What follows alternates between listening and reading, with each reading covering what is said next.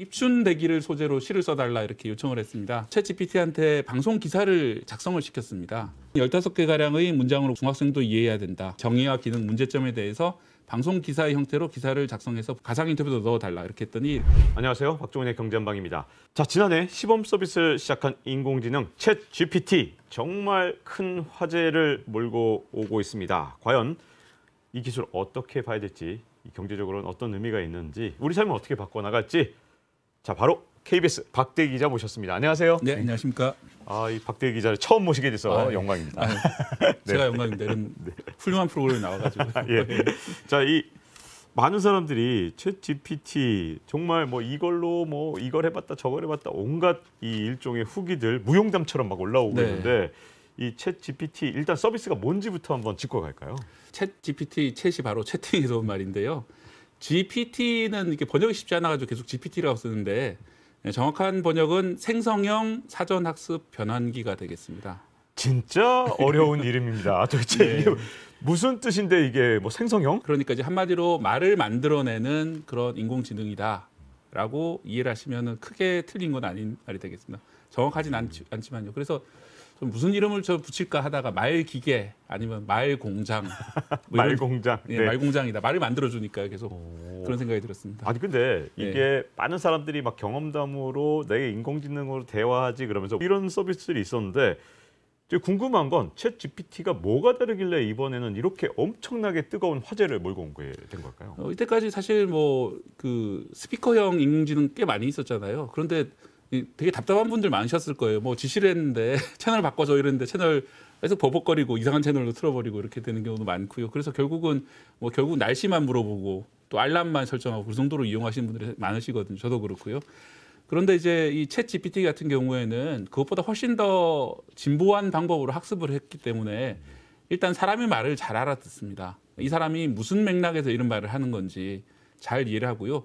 단답형만 이해하는 게 아니라 아주 복잡한 상황에 대한 질문을 해도 질문만 한 10문장 이렇게 던져도 그 10문장을 연결시켜가지고 이 사람이 뭘 원하는구나 알아내거든요.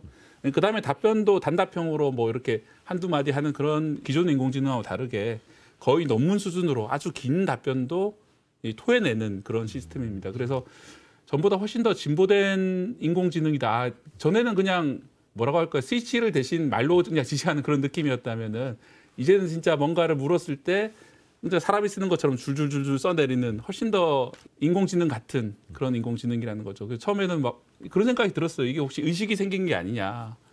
실제로 구글의 내부 엔지니어가 의식이 생긴 게 아니냐 이런 말을 해서 징계를 받았다 이런 소문까지 있었는데 의식이 생긴 게 아니냐 이런 의심이 들 정도로 이렇게 말을 잘하는 인공지능입니다. 근데 원래 창작, 창의, 창조 이런 쪽은 우리 인간의 영역이라고 생각해 왔잖아요. 챗GPT에서 깜짝깜짝 놀라는 건 뭘 이렇게 시를 짓는다든가 뭔가 글을 짓는다든가 이런 식으로 창작이 가능하더라고요. 네, 그렇습니다. 그게 의식이 가지고 있다라는 증거가 아니냐 이렇게 말씀하시는 분도 계신데 창작이라는 게 보면은 우리가 시에서 공감각적 심상이라는 얘기를 쓰잖아요. 예를 들어서 노을이 참 맛있게 빨간색이다 이렇게 하나요? 그렇게 어떻게 보면 이제 맛과 그런 시각을 결합시키는 이런 식으로 시가 쓰여지잖아요. 한 번도 없었던 두 개의 관념을 갖다 연결시킴으로써 시가 나오거든요.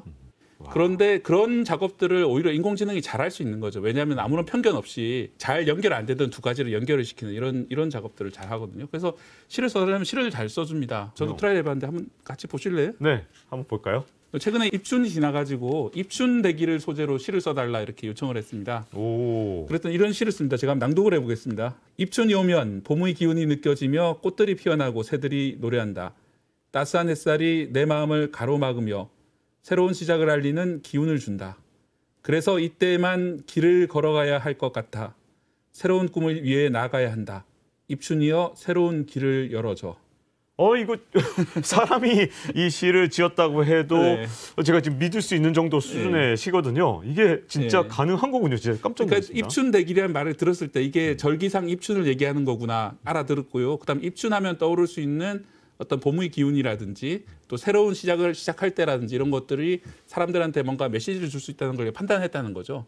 그 맥락을 읽어서 그걸로 그럴싸한 이제 말들을 만들어내는 것이죠. 그리고 시에서 이제 보면은 마지막에는 처음에 이제 어떤 자기 기분을 얘기하다가 뭐 입춘이여 새로운 길을 열어줘 이런 식으로 약간 그 도치된 그런 말로 시처럼 쓰는 거죠, 그렇게. 아니 근데 이게 기본 자체가 영어인데 이게 한글로도 이렇게 시를 짓는다. 이게 네. 어떻게 이게 다 가능한 겁니까? 영어로 물어보면 훨씬 더 잘 짓고 영어 같은 경우에는 운율을 맞춰서도 상당히 시를 잘 영시 특유의 운율들이 있잖아요. 오. 그런 것들도 맞춰서 잘 쓰고 합니다. 와, 이거 정말 깜짝 놀랄 정도인데 네. 사실 제가 물어봤을 때 가장 힘든 것 중에 하나가 네. 자기소개 좀 해봐라. 이러면 진짜 어렵거든요. 혹시 챗 GPT 자기소개는 좀 잘할 수 있습니까? 이거 궁금해지는데요. 예, 자기소개도 엄청나게 다양한 방법으로 하고 있고요. 이제 방송 기자는 방송 리포트 형식으로 이제 기사를 원하잖아요. 그래서 챗 GPT한테 방송 기사를 작성을 시켰습니다. 방송 기자처럼 작성하는 방법을 시켰는데 방송 기자라고만 하니까 잘 못 알아듣고 방송 뉴스 같은 경우에는 15개 정도의 짧은 문장으로 작성을 한다. 그리고 전체적인 내용은 중학생 수준도 이해해야 된다. 그다음에 중간에 인터뷰가 2개가 들어가야 되는데 하나는 개발자가 인터뷰를 하고 다른 하나는 교수님이 인터뷰를 했으면 좋겠다. 가상의 인터뷰를 하나씩 넣어달라. 이런 지시를 내렸는데 제 말을 다 이해를 해서 금세 기사를 만들어냈습니다. 기사를 챗 GPT가 기사를 직접 썼단 말이에요? 예, 자신에 대한 기사를 썼는데요. 제가 지시를 한 게 이거거든요. 방송 기자는 15개가량의 문장으로 구성이 된다. 중학생도 이해해야 된다. 뭐 챗 GPT 정의와 기능 문제점에 대해서 방송 기사의 형태로 기사를 작성해서 보여줄래. 그리고 가상 인터뷰도 넣어달라. 이렇게 했더니 이게 좀 복잡한 질문이라서 아마 영어로 답한 것 같은데요. 15문장으로 이제 기사를 만들어줬고요. 네. 중간중간에 보면 이제 가상 개발자 등장해요. 등장해서 챗 GPT는 사람 같은 텍스트를 만들어낼 수 있는 능력을 가지고 있고 그리고 사람이 쓴 글과 구별하기 어렵다. 그 다음에 여기 대한 한 가지 도전점은 챌린지는 챗 GPT 같은 언어 모델의 경우에는 때때로 바이어스드 그러니까 편향적이거나 아니면 미슬리딩 오류가 있는 답변을 낼 수 있다. 그러니까 스스로 자기 문제점도 밝히고 있어요. 교수님 같은 경우에도 however, it is important to carefully monitor the ethical implication of using models like ChatGPT. 그러니까 이제 챗GPT 같은 모델을 쓸 때는 윤리적 문제에 대해서 잘 모니터하는 것이 중요하고 그리고 사회를 위해서 활용하는 것이 중요하다. 이런 이제 좀 한계점, 문제점, 보완점 이런 것들도 잘 지적을 하고 있거든요. 마치 진짜 교수를 인터뷰한 것처럼요. 진짜 완전히 진짜 교수가 말하는 것처럼 예. 그렇게 느껴지는데요. 저것만 봐서 이게 약간 좀 무서운 측면도 좀 느껴지는 게 그렇게 되면 이제 기자란 직업은 곧 사라질 수도 있는 그런 직업입니까? 이 챗GPT가 앞으로 일반화되면? 네, 그런데 챗GPT는 사실 학습한 대로 이제 얘기를 하는 것이고 세상에 안 알려져 있는 정보를 밝혀내거나 그러진 못하거든요. 근데 이럴 수는 있습니다. 이제 예를 들어 작업 과정에 도와줄 수는 있어요. 어디 가면 어떤 문서가 있을 수 있다는 추린할 수 있겠지만 실제로 어떤 밝혀지지 않은 서랍장을 열어서 그 안에 있는 내용을 확인해서 보도하거나 아니면은 중요한 제보자, 목격자가 있는데 한 번도 기사화되지 않은 그런 제보자를 만나서 인터뷰를 하거나 그런 거는 여전히 인간 기자가 해야 되는 일인 거죠. 그래서 어떻게 보면은 그런 탐사 보도라고 할까요? 그런 깊이가 있는 취재는 여전히 인간이 해야 되는 영역이 있기 때문에 인간 기자의 역할과 챗 GPT가 할 수 있는 역할과 서로 이제 분업을 하는 그런 식으로 바뀔 것 같습니다. 그런데 이제 뭐 이게 좀 긍정적인 면이고요. 부정적인 면으로 보자면은 전체 기자의 수가 줄어들 수 있지 않느냐 그런 면은 분명히 있을 것 같습니다. 그러니까 뭐 예를 들어서 일반적으로 뭐 정부에서 발표를 했다.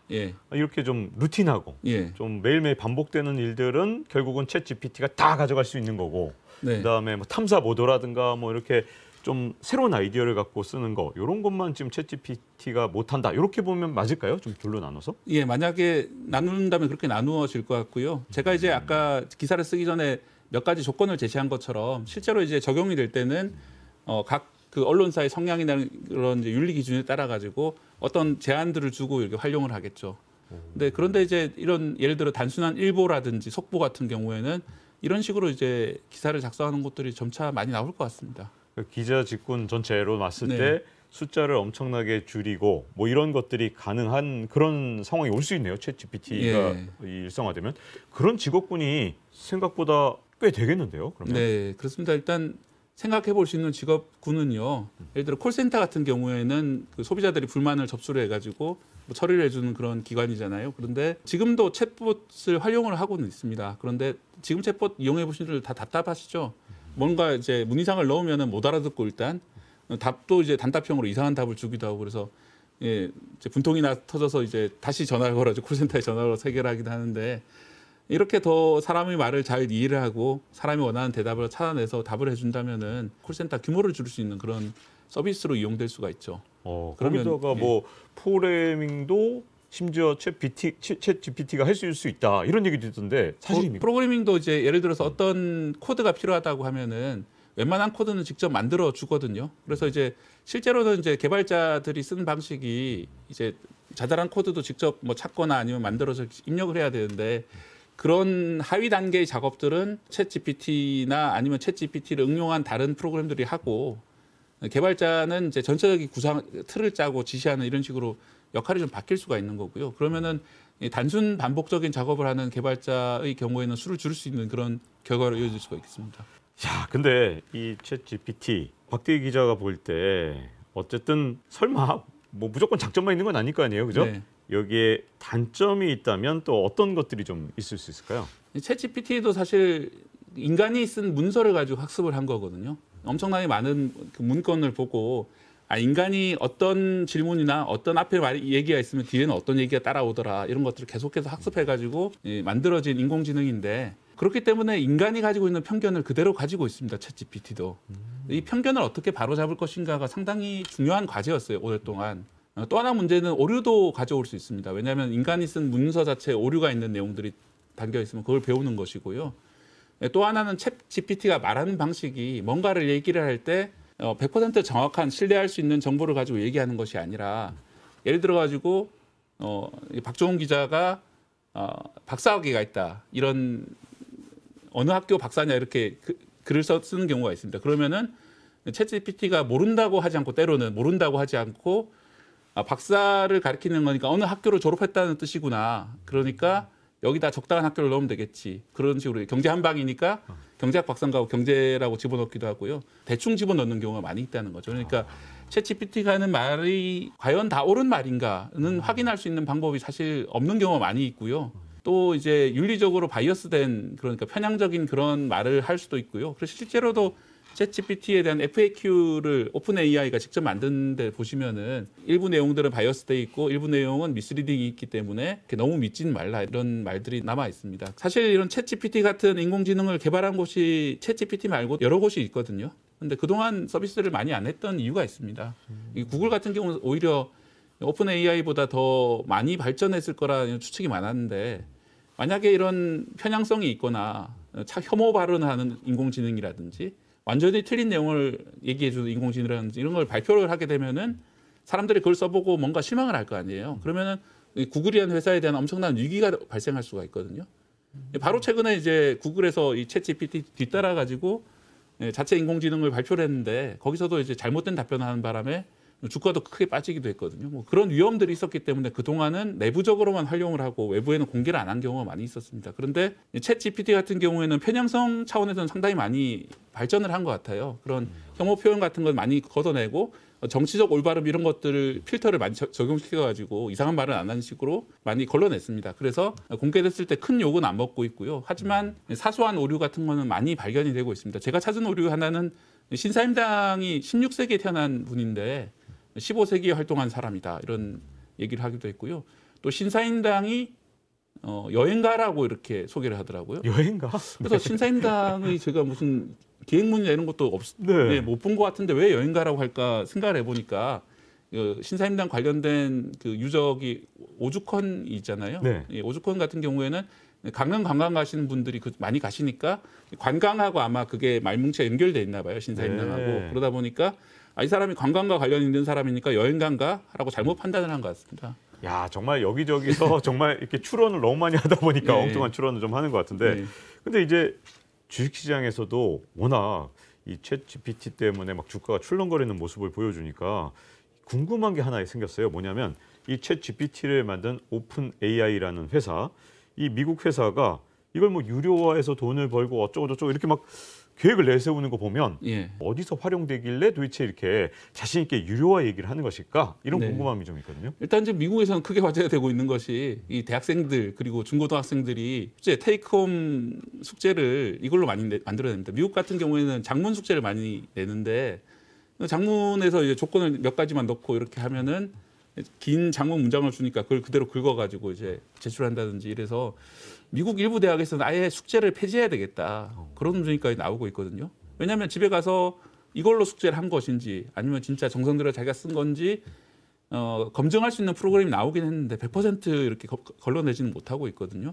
뭐 최근에 이제 동아일보 기사를 보면은 우리나라에서도 국제학교에서 이런 일이 벌어졌다고 하는데 이게 아마 갈수록 더 심해질 수 있습니다. 그렇게 되면은 예를 들어서 원격으로 시험을 친다든지 집에서 숙제를 해서 그걸로 이제 과정을 평가를 받는다든지 이런 게 점점 더 어려워질 것 같고요. 뭐 그렇게 되면 그런 이제 나쁜 마음을 먹은 학생들은 이걸 유료 구독을 해가지고 더 좋은 기능을 넣어서 이렇게 많이 사용을 하겠죠.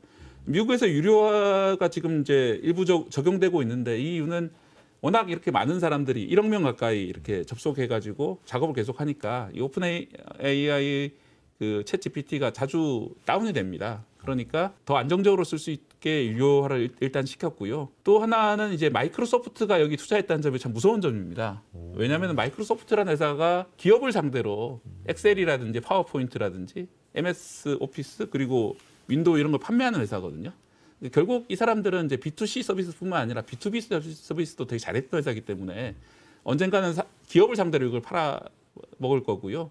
예를 들어서 아까 말씀드렸던 채팅하는 챗봇 서비스라든지 프로그래밍 도와주는 서비스라든지 뭐 이런 것들을 이제 기업에 엑셀처럼 파는 거죠. 너희 기업에서 이런 챗봇을 이용할 수 있도록 우리가 이걸 판매하겠다. 이런 식으로 해서 그렇게 이제 돈이 될 수 있다라고 이제 보여지는 거고요. 야, 그러면 지금 말씀하신 것 중에 이제 변화 중에 하나는 네. 교육 시장이 완전히 변하겠네요. 지금까지 미국 교육은 이렇게 집에 가서 네. 좀 이렇게 리포트 써와 이러면서 창의력을 키우는 그런 교육도 하고 했는데 교육 시장 전체가 뿌리째 흔들리는 그런 경향도 있겠습니다. 네, 그런 것도 있고 예를 들어서 미국의 뭐 대학 입시나 고등학교 입시 보면은 자소서를 되게 길게 쓰게 요구를 하잖아요. 아, 그런데 네. 이 자소서를 이걸로 쓸 경우에 그게 과연 걸러낼 수 있는 것이냐? 그러면 결국은 구술 시험으로 다시 돌아가야 되는 거 아니냐? 면접관이 들어와서 이제 네가 말을 해봐라 이렇게 할 텐데 그때도 근데 문제가 생길 수 있는 게 지금은 이제 컴퓨터로 입력을 해야 되겠지만은 이제 몸 안에 어떤 사이보그처럼 칩을 이식해가지고 네, 그렇죠. 인공지능이 어떤 문장을 만들어낼 수도 있는 거고 언젠가 시대가 바뀌게 되면요. 그래서 점차 그런 어떤 평가 방식이라든지 뭐 교육의 방식이라든지 이런 게 많이 바뀔 것 같습니다. 그리고 또 하나 바뀔 만한 게 기존의 검색 포털 같은 경우도 아주 큰 타격을 받을 것 같은데 네. 아까 이제 구글이 괜히 시연했다가 망신당한 얘기도 했습니다만 그 정도로 긴장할 수밖에 없는 게 이렇게 되면 포털 검색 시장 이게 뿌리째 흔들릴 수밖에 없으니까 구글도 지금 마음이 급한 게 아니냐. 그럼 나머지 포털들도 지금 다 얼마나 마음이 급할까 이런 생각이 좀 들거든요. 네, 우리나라 이제 네이버나 다음이 많이 시장을 방어하고 있습니다만 전 세계적으로 구글이 거의 다 시장을 장악했죠. 그리고 그걸 기반으로 그때까지 광고를 많이 팔아먹었거든요. 그런데 마이크로소프트도 검색이 있었습니다. 빙이라고 하는데 저도 쓰는 사람 한 번도 본 적이 없습니다. 쓰십니까? 아니요. 저도 몇 년 전에 우연히 잘못 들어가서 쓰고 이렇게 네, 실수로는 한동안 써본 적이 있습니다. 네. 근데 이제 그 빙에다가 이 챗 GPT 기능을 집어넣은 거잖아요, 지금. 그래서 해외에서도 엄청 큰 반응이 나오고 있는데 검색을 더 자연스럽게 할 수가 있고 내가 찾는 게 뭔지를 얘가 판단해서 더 잘 찾아줄 수 있고 이렇게 되면은 결국은 이 검색어를 기반으로 한 광고 시장을 구글이 뺏기는 게 아니냐. 절박한 위기의식을 가지고 있고요. 다만 구글이 사실은 이런 GPT에 들어가는 T, 트랜스포머라고 하는 변환기 기술에 대한 논문을 구글에 작성을 했거든요. 그렇죠. 네, 그랬을 정도로 원천 기술이라든지 인공지능 기술은 오히려 더 뛰어난 게 아니냐 이런 평가가 많이 나오고 있었던 기업인데 아마 뭐 망신을 당하긴 했지만 앞으로 더 시도를 하겠죠. 더 나은 기능들을 보여주려고 하고 본격적으로 경쟁이 시작되는 그런 느낌이 듭니다. 네, 이 챗 GPT 정말 말은 많이 나오고 있지만 무슨 말인지 잘 몰라서 참 힘들었는데 박대기 기자가 아주 쉽게 이렇게 설명해 주시니까 정말 한 번에 좀 이해가 가는 것 같습니다. 14년 만에 벌어진 가장 최악의 상황이다. 우리나라가 왜 더 적극적으로 하지 못하느냐. 챗 GPT가 또 하나의 기회가 될 수 있다.